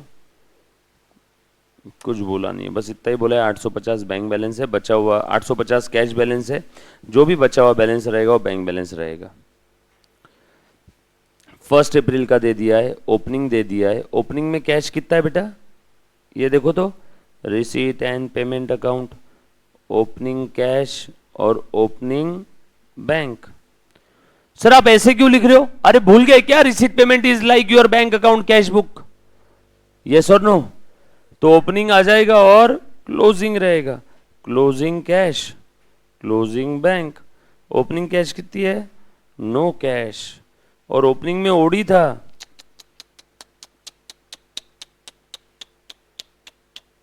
ओडी यानी लायबिलिटी, तो ओपनिंग बैलेंस कहां लिखो? क्रेडिट में। ओपनिंग बैंक बैलेंस होता, असेट होता तो डेबिट में लिखता, उल्टा ओपनिंग लायबिलिटी है। क्या बोले बेटा? 15,000 है, कहां दिया है? 850 बोला है ना। अच्छा ये 15,000, ये लो। ये क्यों लिखा मैंने क्रेडिट में, ये समझ में आया क्या पर सभी को? अगर ये ओडी नहीं होता, बैंक बैलेंस होता, तो ओपनिंग कहां लिखता मैं? असेट में, क्योंकि असेट का debit balance, opening balance debit में, और लायबिलिटी का ओपनिंग बैलेंस क्रेडिट में। ओडी इसलिए मैंने कहां लिख दिया? क्रेडिट में। और आगे क्या बोला है मालूम है? ऑन 31 मार्च 22 यानी क्लोजिंग। क्या सर आप लेकिन ये रिसीट पेमेंट क्यों बना रहे? अरे यही तो बनाने बोला है, यही बोला है ना क्वेश्चन में, इसलिए बना रहा हूं। हाँ, क्लोजिंग कैश कितना था? 850। Closing bank balance, balancing figure जो भी आएगा। अरे कुछ समझ में आई क्या बात? ये है वो रेस्ट बैंक बैलेंस, जो भी बैलेंसिंग फिगर आएगी वो क्या रहेगा? Bank balance, right? कुछ एक दिशा मिली क्या आपको कैसे करना है? तो बोल रहे वो कुछ बोला तो ऐसे ऐसे क्यों कर रहा है? ओके, तो मुझे लगा तूने हैंड रेस किया। चल ओके, एडजस्टमेंट्स वाले आइटम पे मैंने स्टार मार्क लगा दिया। ये कुछ बैलेंसेस हमें दिए हुए हैं नीचे। सब्सक्रिप्शन है, एडवांस सब्सक्रिप्शन है। एक सब्सक्रिप्शन का तो वर्किंग नोट बनेगा ही बनेगा, क्या बोलते हो? दिया है ना इस पे जिसमें देखो टॉ टॉ रेंट सैलरी ऑडिट फी का बनाना है तो बना लेना, नहीं तो ओरल कैलकुलेशन भी कर सकते हैं, है ना? आ जाओ जीबी क्लब लिखो अभी फटाफट से। क्वेश्चन नंबर 11 जीबी क्लब क्या बनाना है बेटा आपको? रिसीट लिखो फटाफट से। And payment account. Current year कौन सा है? 21 से 22। ये रिसीट साइड है और ये पेमेंट साइड है, सही है ना? लिखते जाओ, बोलो जहां से आप बोलो वहां से शुरू कर सकता हूं। क्वेश्चन में बोलो कहां से स्टार्ट करूं? क्वेश्चन के इनकम साइड से शुरू करूं या एक्सपेंस साइड से? एक्सपेंस से, जहां से बोलो वहां से शुरू हो जाएगा। चलो एक्सपेंस से शुरू करते। पढ़ो, एक्सपेंस में पहला आइटम क्या दिया है बेटा? कितना दिया है? सैलरी 19,500। अब ढूंढो। सर क्या ढूंढो? अरे सैलरी पे कोई एडजस्टमेंट है क्या? ढूंढो नीचे क्या दिया है सैलरी के बारे में। कहां पे दिया है salary? Salary salary yes, salary पे एडजस्टमेंट है। टा टा छोटू सा वर्किंग नोट बनाना है। छोटू समझते हो? छोटू सा सैलरी, बराबर है क्या? क्वेश्चन में बोलो सैलरी के बारे में क्या दिया है? एक्सपेंस है ना सैलरी 19,500, और नीचे एडजस्टमेंट में क्या दिया है? सैलरी का बैलेंस दिया है 31 मार्च 21 का। कितना बैलेंस है? 1200। और 31 मार्च 22 का बैलेंस है सैलरी का कितना? 350। 1200 और 350। अब बताओ तो ये जो बैलेंस है 1200 और 350, ये सैलरी का कौन सा बैलेंस होगा? देना बाकी के लेना बाकी? सैलरी लेते हैं या देते हैं? इतना क्या सोचना पड़ता रे? सैलरी देते हैं ना। अब ये पिछले पीरियड का क्लोजिंग बैलेंस है, तो लेना बाकी है एम्प्लॉय से कि देना बाकी है? देना बाकी ना, तो आउटस्टैंडिंग सैलरी है ना। आपको बोला नहीं रहेगा, खुद से होके समझना है। पिछले पीरियड के सैलरी का बैलेंस था कितना था बेटा? बताओ तो 1200, राइट? अब ये जो बैलेंस है, ये बैलेंस मतलब बाकी। अब बाकी मतलब देना या लेना। अब सैलरी लेते या देते हैं? देते हैं, मतलब ये 1200 देना बाकी, यानी ओपनिंग लाइबिलिटी। कहां पे लिखो? ओपनिंग आउटस्टैंडिंग लाइबिलिटी है ना ये। यही सब्सक्रिप्शन होता तो कहां आता? डेबिट में। सब्सक्रिप्शन लेना बाकी तो ओपनिंग आउटस्टैंडिंग डेबिट में, लेकिन सैलरी देना बाकी लाइबिलिटी, ओपनिंग लाइबिलिटी। पिछले पीरियड के एंडिंग में सैलरी देना बाकी था, मतलब इस पीरियड के स्टार्टिंग में सेम सैलरी देना बाकी है। पिछले पीरियड का क्लोजिंग आउटस्टैंडिंग यानी इस पीरियड का opening outstanding, same logic subscription वाला, राइट? बोलो कितना देना बाकी है? 1200। सर आपके दिमाग में क्यों आया ऐसा कि सैलरी अकाउंट बनाना है? अरे भैया ऊपर एक्सपेंडिचर में सैलरी दिया है, नीचे ओपनिंग क्लोजिंग बैलेंसेस दिए तो बना लिया। समझा क्यों बनाया मैंने? हाँ बोलो। और क्लोजिंग आउटस्टैंडिंग कितना है ढूंढो। अरे 350, उसी के आगे लिखा है ना। और करंट पीरियड में सैलरी कितना दिया? 19,500 दिया है ना ऊपर एक्सपेंडिचर अकाउंट में पहला आइटम। करंट पीरियड में सैलरी कितना है बेटा? 19,500। ये इनकम एक्सपेंडिचर के एक्सपेंस साइड में है ना। दिया नहीं दिया वो नहीं मालूम। करंट पीरियड का एक्सपेंस कितना किया सैलरी का? करंट पीरियड का एक्सपेंस है 19,500। बोलो कहां जाएगा? इनकम एक्सपेंडिचर के डेबिट में गया ना, बाय इनकम एक्सपेंडिचर दिया हुआ है क्वेश्चन में। सही बोल रहा हूं क्या? खेल खत्म। बोलो बैलेंसिंग फिगर क्या है? बैलेंसिंग फिगर 2 कैश बैंक और 2 रिसीट पेमेंट अकाउंट। 20,350। सब्सक्रिप्शन की तरह सैलरी का भी आप अकाउंट बना सकते हो। ओपनिंग आउटस्टैंडिंग सैलरी के क्रेडिट में, ओपनिंग एडवांस सैलरी के डेबिट में, क्लोजिंग अपोजिट में, और सैलरी के डेबिट में टू रिसीट पेमेंट और क्रेडिट में बाय इनकम एक्सपेंडिचर। जैसे सब्सक्रिप्शन के 6 आइटम थे ना, सेम वैसे सैलरी के भी बन जाएंगे, राइट। कुछ था रे इसमें, क्वेश्चन का दिया हुआ डेटा मैंने यहाँ पे लिखा और बैलेंसिंग फिगर इधर आया, सैलरी अकाउंट डेबिट। तो ये कौन सा होगा? ये डेफिनेटली हमने पे किया होगा। नहीं सर ये खर्चा होगा, खर्चा तो यहाँ पे आ गया ना, ये पेमेंट होगा पक्के में, राइट। सो बैलेंसिंग फिगर लिखो, रिसीट पेमेंट के क्रेडिट में एक लाइन की जगह छोड़ के, सर क्यों? अरे बाबा ओडी बैलेंस है ना, लिख दूं क्या यहाँ पे? ओपनिंग बैलेंस ओडी कितना दिया हुआ है बेटा बताओ तो? ओपनिंग बैलेंस ओडी, अरे अभी तो लिखा था आप लोगों ने, कहाँ ये ना 15,000, ये तो फिगर लिख ही लेते ना। ओपनिंग कैश बैंक कुछ नहीं है, क्लोजिंग कैश और क्लोजिंग बैंक बोला है। ओपनिंग बैंक ओडी था 15 का, जी माने गिवन। ओपनिंग कैश बैलेंस कितना था? 0। सो क्लोजिंग कैश कितना दिया हुआ है और क्लोजिंग बैंक कितना रहेगा?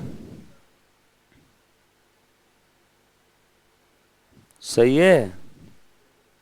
और आपने बोला पेमेंट साइड से शुरू करो, एक्सपेंस साइड से, तो एक्सपेंस साइड से मैंने स्टार्ट कर दिया। अगला आइटम पढ़ो एक्सपेंस साइड का, सीक्वेंस नहीं ब्रेक करना है। पढ़ बेटा अगला आइटम। हाँ बोलो, नेक्स्ट आइटम क्या दिया हुआ है? रेंट। चलो ढूंढो, रेंट के ऊपर कुछ बोला है क्या? यो 500-800 ओपनिंग क्लोजिंग दिया है क्या? फटाफट से लिख लो, रेंट लिखो जल्दी जल्दी से। Rent, opening outstanding, closing outstanding. Rent दिया है या लिया है? दिया है, खर्चा है ना, खर्चा है। So opening outstanding, closing outstanding, opening advance, closing advance, खर्चा है ना rent. So advance expense asset, asset का debit balance. So opening advance debit में, क्लोजिंग एडवांस क्रेडिट में। रेंट अगर देना बाकी है तो लाइबिलिटी, सो ओपनिंग लाइबिलिटी देखो क्रेडिट में, closing outstanding, closing liability debit में। और ड्यूरिंग द पीरियड दिया होगा rent account debit to receipt payment और by income expenditure. Income expenditure का दिया है क्वेश्चन में, ढूंढो। इनकम एक्सपेंडिचर में रेंट है 4,500, जी माने गिवन। और रेंट के बारे में एडजस्टमेंट क्या दिया है? 500 और 800। ओपनिंग आउटस्टैंडिंग 500, क्लोजिंग आउटस्टैंडिंग कितना है? 800। सर एडवांस नहीं दिया है, छोड़ दो। Balancing figure to receipt payment. Advance rent के बारे में कुछ दिया है क्या? नो। कितना है बेटा आंसर? 4,200 by salary. ये बाय सैलरी ऊपर वाला 20,350 वो भी लिख लेना। बाय रेंट 4,200 ये लिख लेना। डन। फटाफट से नेक्स्ट आइटम बता रहे बेटा। तो प्रिंटिंग के बारे में कुछ बोला है नीचे? खेल खत्म, यही पूरा हमने पे कर दिया होगा। कोई एडजस्टमेंट नहीं है तो एक्सपेंस पेमेंट कर दिया होगा ना। प्रिंटिंग कितना है बेटा बता दो? 750। प्रिंटिंग के बाद अगला आइटम, कोई एडजस्टमेंट है क्या? एडजस्टमेंट है बेटा बताओ। प्रीपेड है। और कुछ दिया है क्या इंश्योरेंस के बारे में? इंश्योरेंस इंश्योरेंस इंश्योरेंस इंश्योरेंस, बस इतना ही बोला है। मेरे को तो दिख नहीं रहा है प्रीपेड कहाँ लिखा है। लास्ट वाला प्रीपेड, तो फिर मैं यही कर लेता हूँ ना, अकाउंट नहीं बनाता हूँ। इंश्योरेंस कितना है बेटा? टोटल 500। इंश्योरेंस टोटल कितना है? 500, बरोबर है ना। और प्रीपेड कितना है बेटा? प्रीपेड है 150। सो इस स्प्रेड में कितना इंश्योरेंस पे किया? किसका आंसर है? 350। कुछ बच्चे ने प्रीपेड माइनस किया होगा, पर वो प्रीपेड इनकम एक्सपेंडिचर P&L में माइनस करते हैं। यहाँ पे हमने कितना पे किया, रिसीट पेमेंट बना रहे वो देखेंगे। सो इंश्योरेंस प्लस प्रीपेड करना यहाँ पे, यानी करंट पीरियड का इंश्योरेंस पे किया 500 और एडवांस कितना पे किया? 150। सो टोटल कितना पे किया? अरे रिसीट पेमेंट बना रहे, भूल गए क्या? सर अकाउंट बना के बता दो ना, बनाओ क्या? Insurance by income and expenditure account 500 और opening advance, closing advance, opening outstanding, अभी इसमें आउटस्टैंडिंग नहीं रहेगा। क्लोजिंग एडवांस कितना दिया है, एडवांस यानी प्रीपेड ना, ये दिया हुआ है, ये दिया हुआ है। So balancing figure to receipt and payment कितना आ गया बेटा, 650। सिंपल। चलो आगे नेक्स्ट। इंश्योरेंस के बाद क्या है बेटा, अगला आइटम पढ़ लो, क्या एडजस्टमेंट है, सेम वैसी है। चलो बना लो ऑडिट फी का भी वर्किंग नोट, ये लो ऑडिट फी। नेक्स्ट टाइम से आपको ये नोट बनाने की जरूरत नहीं रहेगी। बोलो ऑडिट फी के बारे में क्या क्या बोला है बेटा इन्होंने। ऑडिट फी है 750। So by income and expenditure account 750, to receipt payment ये हमें पता नहीं है, ओपनिंग आउटस्टैंडिंग अगर देना बाकी है तो, और ओपनिंग एडवांस पिछले पीरियड में एडवांस दिया होगा तो, क्लोजिंग एडवांस, क्लोजिंग आउटस्टैंडिंग। बोलो नीचे इंफॉर्मेशन में क्या दिया है, ऑडिट फी का बैलेंस दिया है क्या, कितना है बेटा 500 और 750। सो देना बाकी था पिछले पीरियड का 500 और इस पीरियड में क्लोजिंग आउटस्टैंडिंग कितना है 750। इसके बारे में कुछ बोला नहीं है, 0 बोलो खेल खत्म, डन। सिंपल है ना। ये बाबा ये अकाउंट जो मैं बना रहा हूं ये समझ में आए सभी को। खर्चा अगर है तो ओपनिंग आउटस्टैंडिंग क्या है, बोलो बेटा खर्चा अगर है तो ओपनिंग आउटस्टैंडिंग लायबिलिटी, खर्चा देना बाकी। इनकम अगर है तो ओपनिंग आउटस्टैंडिंग यानी लेना बाकी। इसलिए सब्सक्रिप्शन में आउटस्टैंडिंग सब्सक्रिप्शन असेट है और खर्चों में आउटस्टैंडिंग एक्सपेंस क्या है, लायबिलिटी है। डन। उसके बाद ऑडिट फी के बाद अगला आइटम क्या, फटाफट से बता दो। ऑडिट फी के बाद गेम्स एंड स्पोर्ट्स, क्या बोला है उसके बारे में, 3500। कोई एडजस्टमेंट दिए क्या बता दो, लिख दो फिर, मेरे पास जगह कम रहेगी अब इसमें लिखने के लिए। गेम्स एंड स्पोर्ट्स के बारे में कितना अमाउंट है, 3500। गेम्स एंड स्पोर्ट्स के बाद सब्सक्रिप्शन है, डन। आ जाओ नोट बना लो अच्छे से। अब सब्सक्रिप्शन रिटर्न ऑफ है ना रे, अभी थोड़ी देखना है उसके बारे में, जब हम लोग नोट बनाएंगे तो देखेंगे। मिसलेनियस एक्सपेंसेस लिख लो, बोलो कितना है बेटा 14500। कोई एडजस्टमेंट है क्या इस पे। मिसलेनियस एक्सपेंसेस के बाद loss on sale of furniture, furniture account बनाना ही पड़ेगा, एक बनाओ, लिखो next working note furniture account. बोलो फर्नीचर का बैलेंस कितना दिया था पहले का, फर्नीचर लेस डेप्रिसिएशन 30 और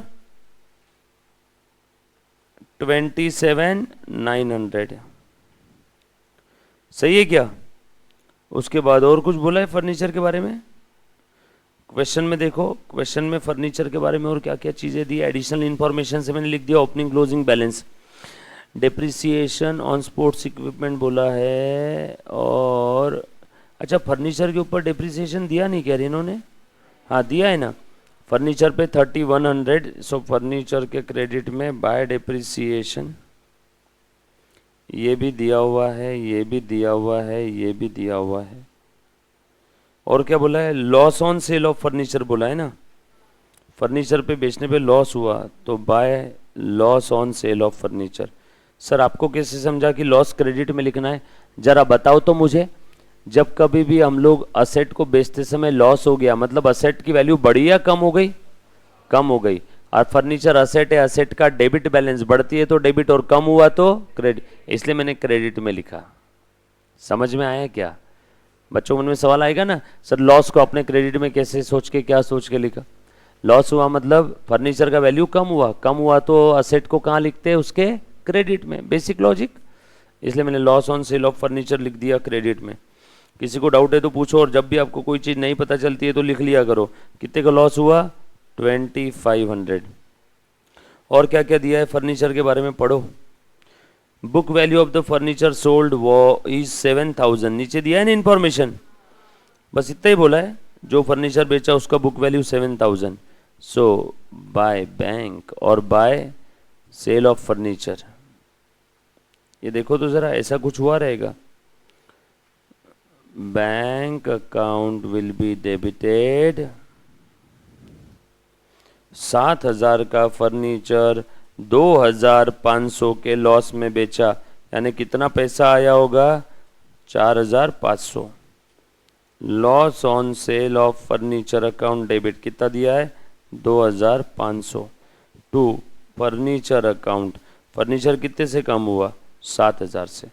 सो बाय बैंक 4500, फर्नीचर कितने से कम हुआ?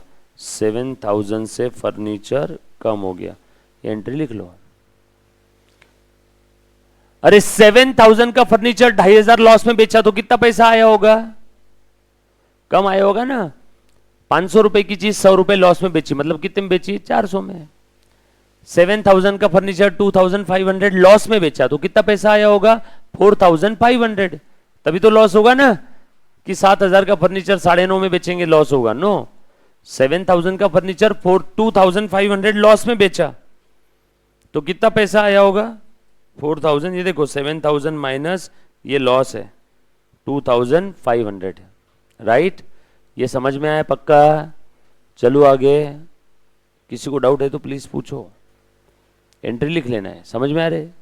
इधर इधर इधर, पक्का पक्का, इधर बेटा, पीछे पीछे, ऑल सेट।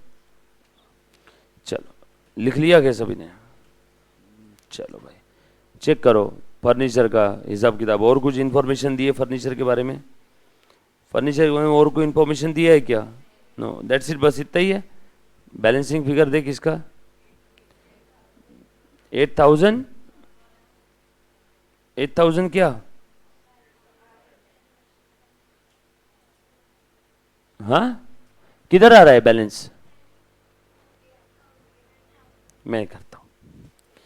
27, 3 30, 2 32, 4 36। ओके, इधर आ रहा है मतलब। ओ वाह, एक और चीज पता चल गई, डेबिट में बैलेंसिंग फिगर आया, मतलब फर्नीचर बढ़ा या कम हुआ? बढ़ा। To receipt and payment account, new furniture purchase. हमें दो बातों का पता चला यहां से, एक ये और दूसरी ये। लिख दो ये दोनों भी। सो रिसीट पेमेंट के रिसीट साइड में 4500 और रिसीट पेमेंट के पेमेंट साइड में 8000। यस नायर, बहुत सिंपल था। फर्नीचर का ओपनिंग बैलेंस दे दिया है, क्लोजिंग दे दिया, राइट नायर। उसके बाद फर्नीचर का डिप्रिसिएशन दे दिया है, डिप्रिसिएशन असेट को कम करता है इसलिए मैंने क्रेडिट में लिखा। उसके बाद लॉस ऑन सेल क्रेडिट में लिख दिया। देन हमें ऐसा बोला है 7000 का फर्नीचर 2500 लॉस में बेचा, दैट मीन्स दया पता लगा पैसा आया होगा 4500, तो मैंने बाय बैंक 4500 लिख दिया। बैलेंसिंग फिगर डेबिट में आया मतलब फर्नीचर बढ़ गया, राइट।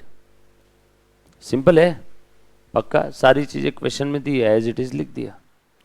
चलो अब एक तो ये लिख लो रिसीट पेमेंट में और दूसरा ये, दोनों भी रिसीट। और कोई एडजस्टमेंट जा रही है क्या रिसीट पेमेंट में? इतना ही है ना, 4500 और 8000।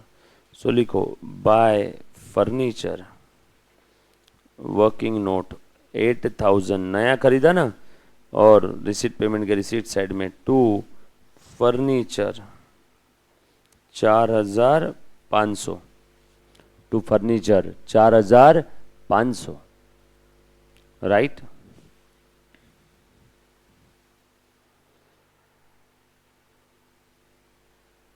ये भी कहां से आया? Working note. फर्नीचर के बाद नेक्स्ट आइटम पढ़ो बेटा, डिप्रिसिएशन। डिप्रिसिएशन आएगा क्या रिसीट पेमेंट में? नॉन कैश आइटम है, छोड़ दो ना। Excess of income over expenditure, ठीक है, वो तो बैलेंसिंग फिगर है इनकम एक्सपेंडिचर का। एक्सपेंस साइड में क्या क्या है, सब्सक्रिप्शन, यो लिखो next working note, subscription easy है लेकिन बड़ा है। लाइन से तो मैं सीक्वेंस थोड़ा, मैंने अभी तक आपको कुछ भी ऐसे लगा कि सर अचानक क्या लिख रहे, क्या सीक्वेंस से ही चल रहा हूं ना सब। इनकम एक्सपेंडिचर का कोई भी एक साइड लो, इनकम साइड पहले लो, एक्सपेंस साइड कोई भी लो, और जो आइटम आप देख रहे हो उसके ऊपर ढूंढने का, कोई एडजस्टमेंट है तो अकाउंट बना लो, नहीं है तो डायरेक्ट लिख दो। सब्सक्रिप्शन, सब्सक्रिप्शन कितना मिला, अच्छा इनकम कितना है वो दिया है, मिला कितना वो नहीं मालूम, इनकम है ना ये। सो सब्सक्रिप्शन के डेबिट में टू इनकम एक्सपेंडिचर, इस बार ये दिया हुआ है कितना है, 68,000, 68,000 डन, ये लिख लिया इनकम साइड में देख के। अब ढूंढो एडजस्टमेंट क्या क्या है इसके ऊपर। सब्सक्रिप्शन इन अरियर आना बाकी, ओपनिंग आउटस्टैंडिंग 2600, क्लोजिंग आउटस्टैंडिंग 3700। सबसे इजी अब यही लग रहा है मेरे को इस क्वेश्चन में, ओपनिंग एडवांस 1000, क्लोजिंग एडवांस 1500, खेल खत्म हुआ by receipt and payment balancing figure. लो बोला, सबसे इजी यही था ना एडजस्टमेंट। फिर आप तो बोल रहे थे टॉपिक शुरू करने के पहले सबसे टफ है इजी एकदम, लिख लो 67,400। रिसीट पेमेंट में लिख दूं क्या?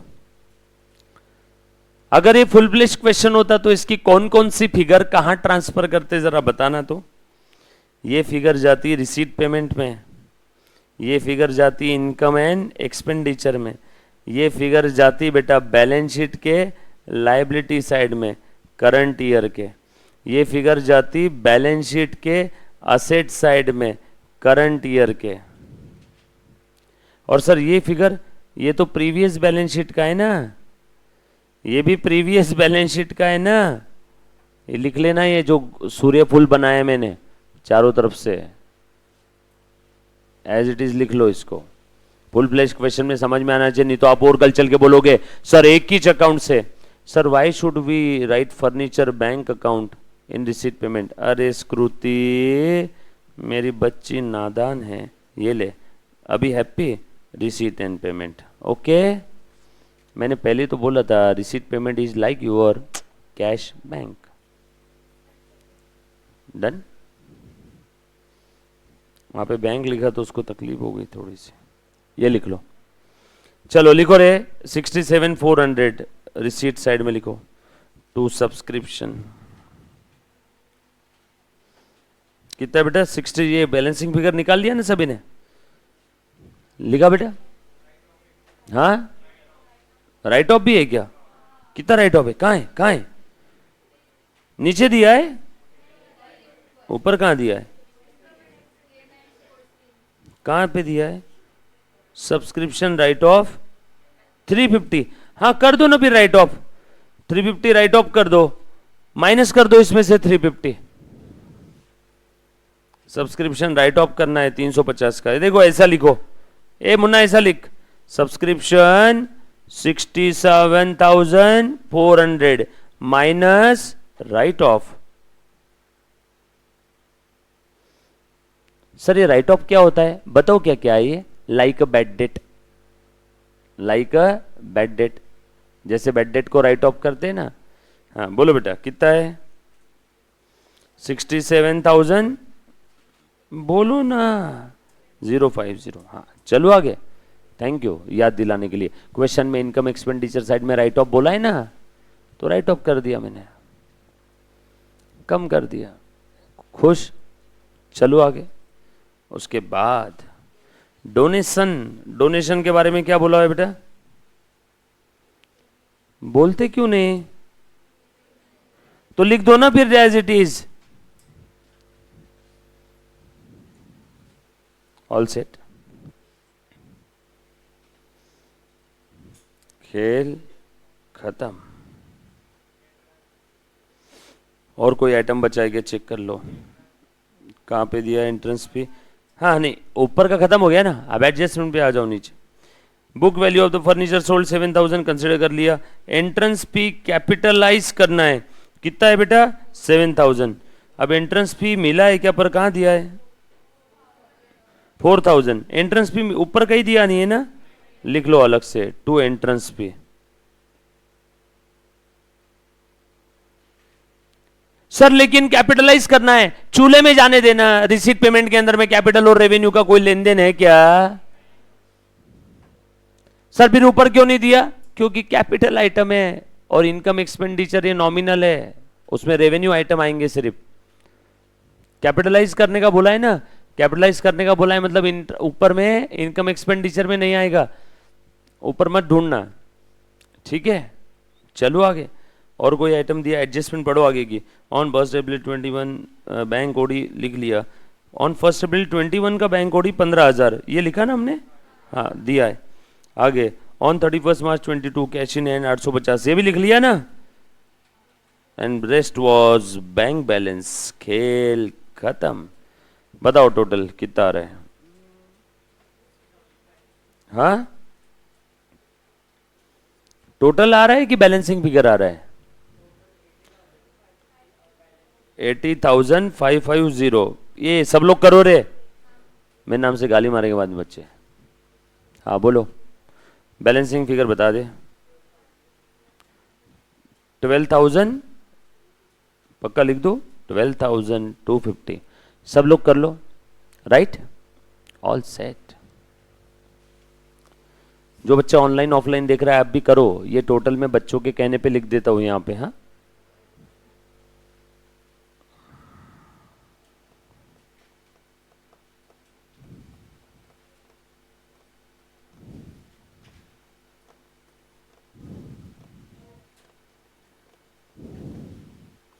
हो गया सारी चीजें, जितनी भी एडजस्टमेंट हमने कंसीडर कर ली, क्या चेक कर लो एक बार, क्वेश्चन पे नजर घुमा दो। किधर है क्वेश्चन, देखो, हाँ ये है, ये game and sports audit fee insurance printing rent salary सब ले लिया ना हमने। ओके, ये स्पोर्ट्स इक्विपमेंट का अकाउंट क्यों नहीं बनाया अपन ने? देखो बोला बनाया, मेरे ख्याल से बनाए ना, नहीं बनाए, बनाओ। स्पोर्ट्स एंड इक्विपमेंट्स लिखो, कितना दिया ओपनिंग बैलेंस उसका बता।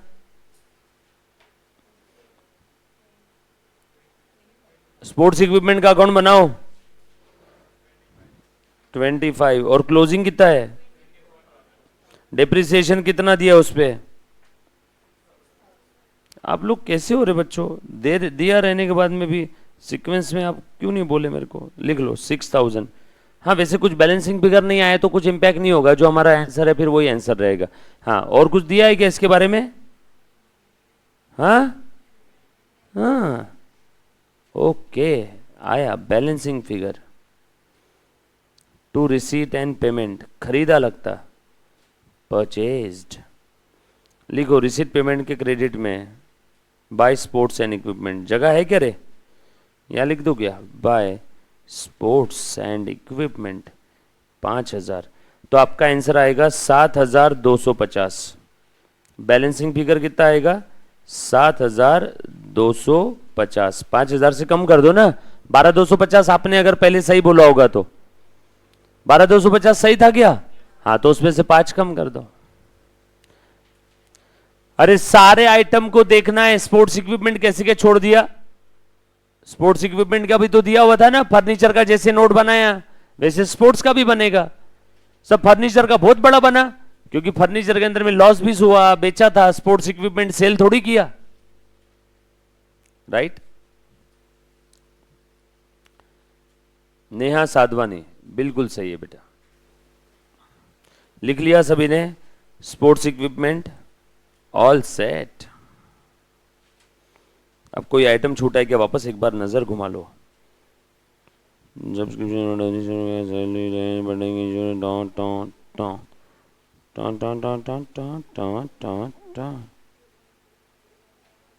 खेल खत्म। Next question, income expenditure of an association for the year ended 31st March 22 is as under। भाई साहब इन्होंने सभी दे दिया, इनकम एक्सपेंडिचर दिया हुआ है, क्या क्या दिया है बेटा इसके अंदर में, salary, printing stationery, aforesaid income expenditure account has been prepared after following adjustment, subscription के एडजस्टमेंट के बाद और ये सैलरी के एडजस्टमेंट के बाद। सो बनाओ सब्सक्रिप्शन अकाउंट, बनाओ सैलरी अकाउंट, बनाओ ऑडिट फी अकाउंट, बनाओ फटाफट से। उसके बाद building own by the association since 2004, उसकी कॉस्ट है 1,90,000। Equipment on 31st March 21 valued at 52,000। At the end of the year, after depreciation, 7,000 on the equipment amounted to ₹63। Closing balance दे दिया ये, ठीक है, और ये रिसीट पेमेंट के लिए बैलेंस दे दिया। इन 2021 रेज अ बैंक लोन, ठीक है, 31st March 22, 31st March 21, 31st March 21, ये दोनों ओपनिंग बैलेंस है रिसीट पेमेंट के, और ये क्लोजिंग बैलेंस है रिसीट पेमेंट का। You are required to prepare receipt payment. लिखो लाइक क्वेश्चन नंबर 11 सॉल्व करना है आपने आज घर पे, कंपलसरी, राइट। घर पे क्यों करते हो, अभी कर लो, है ना, फटाफट से बनाओ, अकाउंट बना लो। और इसमें तो एडजस्टमेंट भी नहीं है, ज़्यादा, बहुत ज़्यादा है, ज़्यादा नहीं है। चलो बनाओ फटाफट से, करो। अरे तो डरते हो क्या एडजस्टमेंट से, जो जो आइटम पे एडजस्टमेंट उसका टी बना दो ना, जिसकी एडजस्टमेंट उसका क्या बनाना, T, T shape format, yes और नो। चल ओके, करो ऐश करो, अभी के अभी सॉल्व करना है सभी ने, ओके।